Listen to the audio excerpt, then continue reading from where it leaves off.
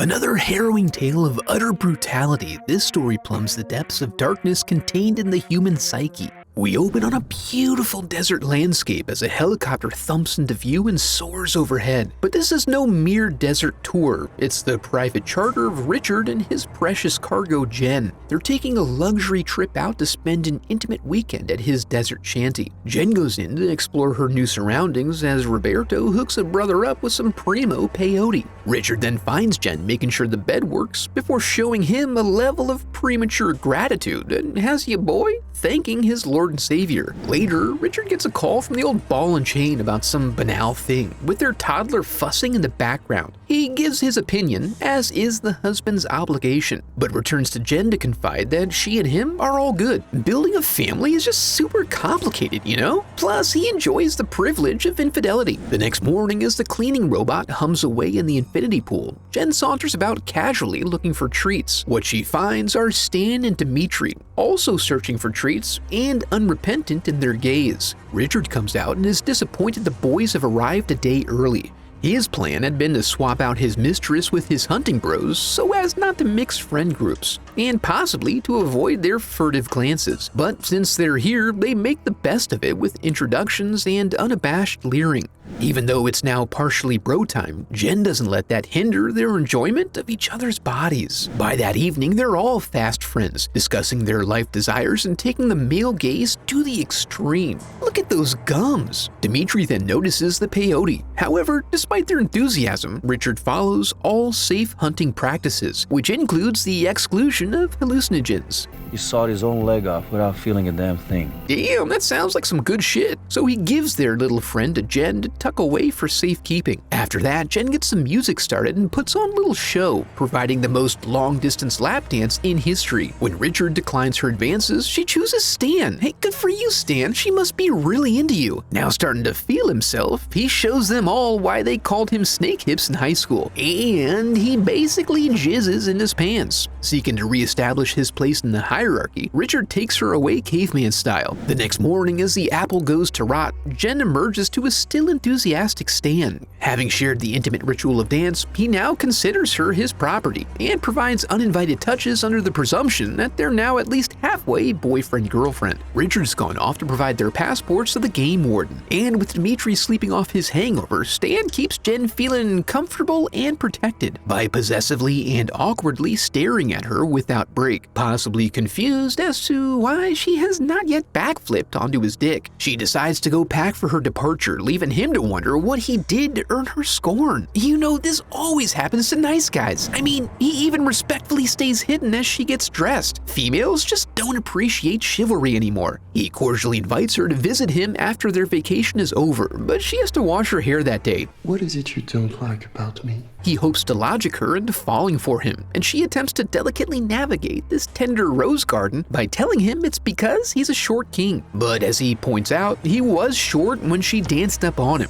He now feels entitled to acting like a stubby bitch and blames her for turning him on. Now that she's indebted to him, he decides to take what he feels is owed. Dimitri wanders in with his marshmallow treats and, after consideration, removes any doubt about what kind of person he is. When Richard returns, he gets the sense that the vibe is somewhat off, so Stan steps right up and comes clean. Richard goes to soothe his lady and promises to take care of everything.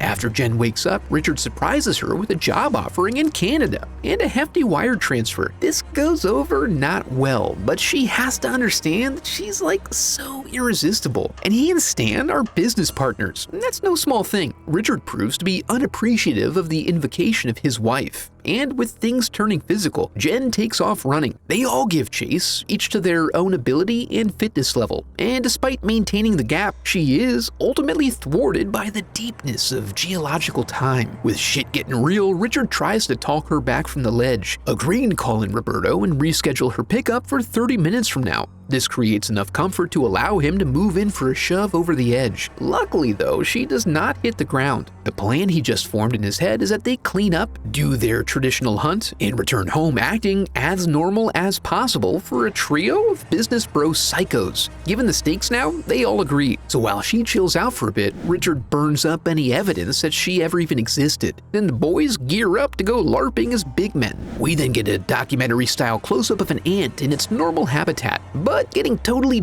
douched with blood, which happens to be draining from Jen's mouth and abdomen. Despite nature closing in to have her meal, Jen still has the light in her. After a brief appraisal of the situation, she attempts to acquire her headphones to use as a mini lasso to acquire the lighter. Now with +2 fire attribute, she sets her desiccated throne alight, and before self-immolating, the aged tree gives way and releases its grasp on her. While she attempts to recuperate, the steady hum of the lads on their various motor-powered conveyances warns her of impending danger. She slithers for cover like a sidewinder, leaving them holding their dicks on this one. They can't believe it, and Stan uses this as an opportunity to pivot to a rescue mission. But for once, these men have committed to something and are unwilling to risk everything for her. Plus, as Richard rightfully points out, he wasn't acting so squirrely when he was tipping over that first domino. So they ride off to hunt as their ancestors did, in luxury vehicles, only arriving at the base of the cliff after the sun has set. She's long gone now, but is iPodless, and has left a generous trail. They follow the thick ropes of blood across the terrain, but it terminates at a silty river that bifurcates the desert. They split off to cover both directions, and Stan volunteers to wait at home base here in case she circles back. This has the added benefit of keeping his soft ass warm and his hands clean. Jen is a good way down river when she hears the roar of a motor approaching. Dmitri may regret opening up that muffler to accentuate his vroom vrooms. She stays under for his initial pass. After catching her breath, she sees that Dmitri is not too far away and is preoccupied with his piece. The idling ATV masks her stealthy approach. Unfortunately, after obtaining the gun and demonstrating she has the courage to squeeze the trigger, there is no release. He calls it in, confirming his intent to kill, which gives Stan great relief. Then he gives her the old Fezzik, pulling her out for the sole purpose of gloating over his hunting technique. But in the process, she unsheaths his blade and stabs him clean in the eye, and with a genuine buck knife, so it slides in easy and stays in place. He makes a big show of it before going down for good. Now, as she watches him sink into the dark waters, she understands that killing's not too bad when it's justified. She then goes blasting across the countryside in her new ATV, riding it until the tank is dry as a bone before continuing on foot. She finds a cozy little cave and gets a comforting fire going as she takes inventory of her new supplies. Among them is some designer water, which she guzzles down. She really feels like she should be doing something about that branch, but removing foreign objects is not recommended. But what if? Through the power of peyote mixed with dirt for some much-needed minerals, all pain washes from her existence. While under the influence, she teaches herself the workings of the tactical shotty before her pupils fully dilate and she sees into infinity. Here, the music convinces her that she's a surgeon now, and with these talented hands, she fashions the tools of her trade. She begins by cutting away at her rib meat with a hot knife so she can gently remove her playful intruder. Then, to stem the flow of blood, she expertly cauterizes the wound. The next morning, Stan wakes up to a bloody surprise. Both of them assume Dmitri couldn't wait to get in some animal hunting, just like Richard. But when Stan goes to take his morning leak and wash up in the water, he discovers the river to be unclean. So instead, he takes his morning puke and then risks moistening up the leather upholstery in order to have a quiet moment to let it all out. Richard studies every fold and boil of Dmitri's face, letting the rage well up inside as this new discovery complicates their plan to act as though nothing happened. Richard reasserts his control over the situation, but is undermined when Stan begins pointing fingers again. He plays it cool, but gives his boy a little pop for his insubordination before rolling out. They journey across the open landscape as Jen begins to wake up from surgery with the added bonus of an unexpected, but bitchin' scarification on her abdomen. She now contains the spirit of the eagle, but also a little peyote as well. However, she wakes up again to find her tat intact, but gets her head blown off in a downward spiral of disturbing hallucinogenic imagery. She eventually comes out of it fit as a damn fiddle. Ready to seize the day, she emerges from the safety of the cave with her equipment upgrades and finds a high spot that allows her to stretch out and stand tall, feeling the renewed vitality of her body. Meanwhile, the boys have reached the ATV. Putting themselves in her shoes, they decide to check all the mountains nearby. Stan questions the wisdom of splitting up, but Richard is really squeezing on his sack right now, so they follow the plan. As Jen surveys her territory, she catches the glint of the makeup mirror Stan's using to make an assessment of his reconfigured nose. When he emerges from behind a hill, she's able to observe his path into the mountains. On the rugged, elevated terrain, he's forced to follow a set route that makes him easy to track. As she makes her way in his direction, he runs low on petrol. He stops to get out the reserve can and begin fueling up. As he goes about his business, Jen is just around the bend taking careful aim. However, it's hard to line up with this level of magnification, plus the kickback. She does make contact and recover quickly. However, he has now disappeared from her field of view. She closes the distance quickly and finds his panic trail leading away from the scene. She follows slow and steady while he, recognizing that he's giving away his location, tries to tie off his wound and remove his blood-filled boot. The trail does go cold, and she ponders this as he circles around behind her. Stan has enough time to line up a shot, but with his bum shoulder, all he manages to do is gauge her ear, which she had considered doing at some point anyway. She scrambles and runs, ears ringing as he takes pot shots at her. Thinking quickly, she leaves behind a pokey surprise. The shards find purchase and run deep. Completely embedded, Stan is left with no real option other than to bite the towel and make sweet finger love to the sole of his foot. But man, you would not believe the relief when it's out. It's almost better than never having had glass in there to begin with. He makes it back to the car, which is hard to start up with his pedal foot squirting the way it is. But once started, he goes bombing down the trail. So Jen stops, takes careful aim, and right at the last moment,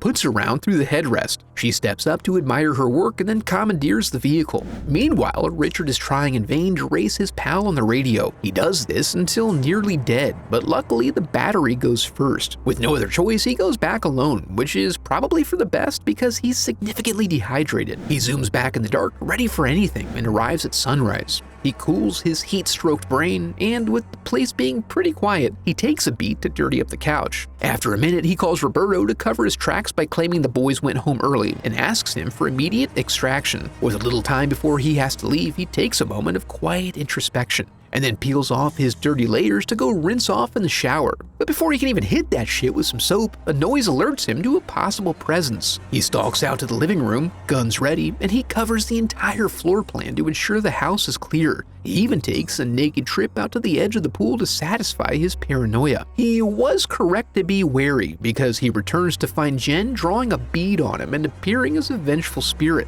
One word earns him some slugs to the gut, rendering hours of core work totally useless. He drags himself along, leaving a slimy little slug trail for Jen to follow around in a full circle. But he doesn't know how far she's leveled up after farming his friends. Plus, his body is piss and blood all over. She reverses course, and when he realizes what's happening, he proceeds forward. He pauses momentarily one time to see about keeping his meat fresh before they continue on, round and round, until it's unclear who is chasing whom. But Jen becomes the victim of an involuntary slip and slide on the blood of her enemy, and he bonks her with the butt of his gun. She comes to with Richard bragging to her about how women always lose, but it's lost on her as he sounds like a grown-up from a Peanuts animated special. The only moment when that was possible. He apparently forgot about his gaping wound until she reminds him with a full and forceful torso penetration. Then she gives him one for the road. Jen emerges, thankful to be alive and that this isn't her mess to clean up. She then ventures out on her own walk along the edge of the pool, where she patiently awaits Roberto's arrival. Well, that was brutal, but if you're looking to go deeper than that, be sure to check out this next video. Now that we're here, I want to congratulate you for making it to the end of the video, and affirm that you are a very special person because of it. And if you enjoyed the video, I would love for you to become a part of the channel by subscribing. Thanks for watching.